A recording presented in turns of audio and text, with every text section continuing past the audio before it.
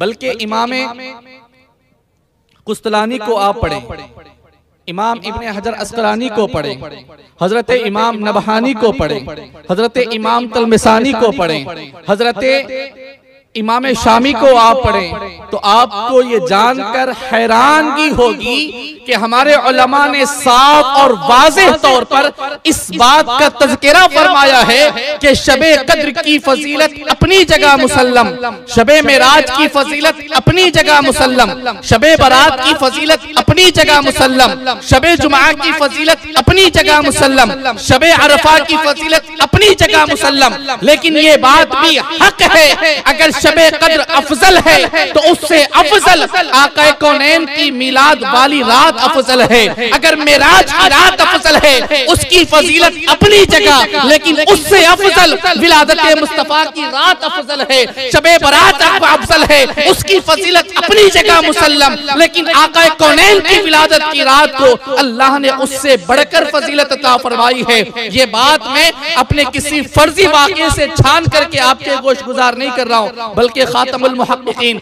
अल्लामा इब्ने आबिदीन शामी को आप उठाएं, आपकी किताब रद्दुल मुहतार में, और जो फतावा शामी के नाम से मशहूर और मारूफ है, आप उसमें ये बात वजाहत के साथ, सराहत के साथ पढ़ेंगे। और फतावा शामी यानी जिसको रद्दुल मुहतार कहा जाता है, ये किसी बरेलवी मकतबे फिक्र की किताब नहीं है,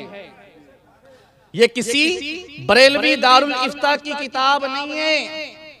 आप किसी सुन्नी दारुल इफ्ता में जाएं तो आपको जो बुनियादी किताबें मिलेंगी, फतावा शामी, फतावा आलमगीरी,